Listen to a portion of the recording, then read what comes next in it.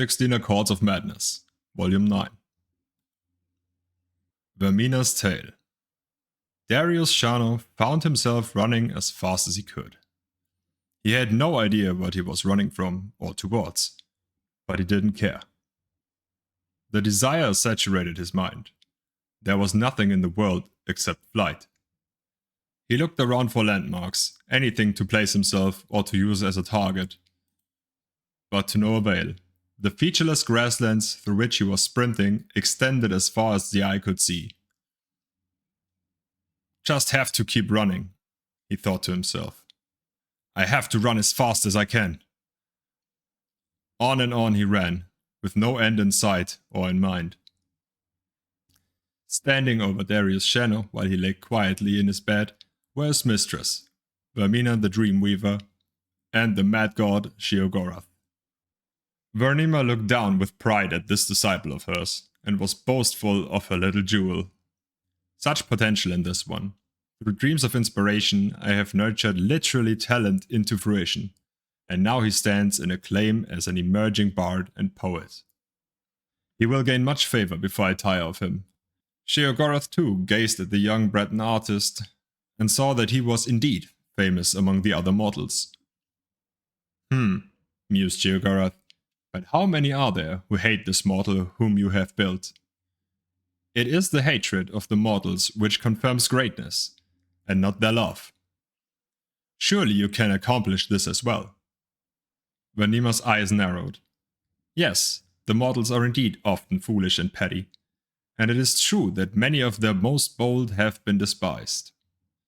Do not worry, mad one, for I have the power to achieve many forms of greatness with this one.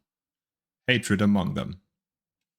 Perhaps, Dreamweaver, it would be amusing to show who has this power.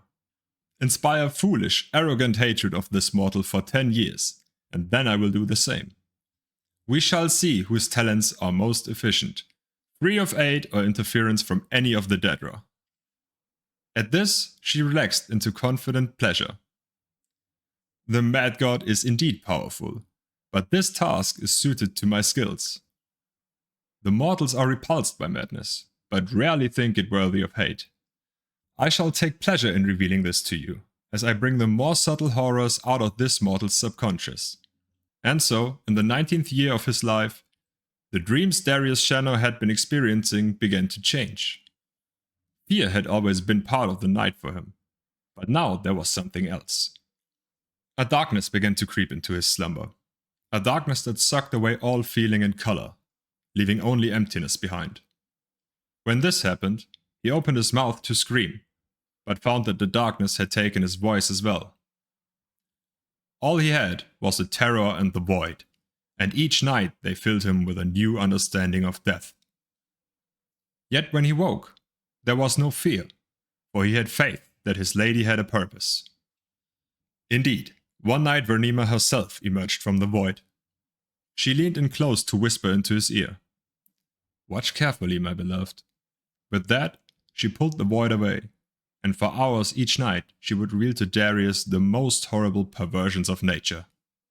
Men being skinned and eaten alive by other men, unimaginable beasts of many limbs and mouths, entire populations being burned. Their screams filled his every evening. In time, these visions gnawed his soul, and his work began to take the character of his nightmares. The images revealed to him at night were reproduced on the page, and the terrible cruelty and hollow vice that his work contained both revolted and fascinated the public. They reveled in their disgust over every detail. There were those who openly enjoyed his shocking material, and his popularity among them only fed the hatred of those who found him abhorrent. This continued for several years, while the infamy of Darius grew steadily. Then, in his 29th year, without warning, the dreams and nightmares ceased. Darius felt a weight lifted, as he no longer endured the nightly tortures, but was confused. What have I done to displease my mistress? He wondered aloud. Why has she abandoned me? Vernima never answered his prayers. No one ever answered, and the restless dreams faded away to leave Darius in long, deep sleeps. Interest in the works of Darius Shano waned. His prose became stale, and his ideas failed to provoke the shock and outrage they once had. As the memory of his notoriety and his terrible dreams faded, the questions that raised in his mind eventually produced resentment against Vernima, his former mistress. Resentment grew into hatred. From hatred came ridicule, and over time, ridicule became disbelief. Slowly it became obvious. Vernima had never spoken to him at all. His dreams were simply the product of a sick mind that had righted itself. He had been deceived by his own subconscious, and the anger and shame overwhelmed him. The man who once conversed with a deity drifted steadily into heresy. In time, all of the bitterness, doubt, and sacrilege focused in Darius a creative philosophy that was threaded throughout all of his subsequent work. He challenged the gods themselves, as well as the infantile public and corrupt state of worshipping them. He mocked them all with perverse caricatures, sparing no one and giving no quarter.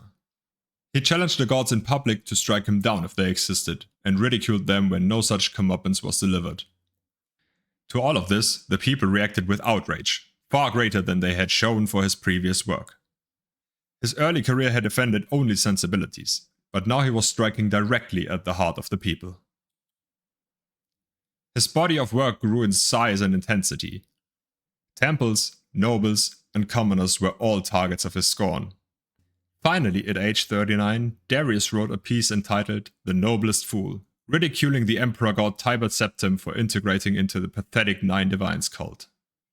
The local king of Dania, who had been humiliated by this upstart in the past, saw his chance. For his sacrilege against the empire, Darius Shano was executed, with a ceremonial blade, in front of a cheering crowd of hundreds. His last bitter words were gurgled through a mouthful of his own blood.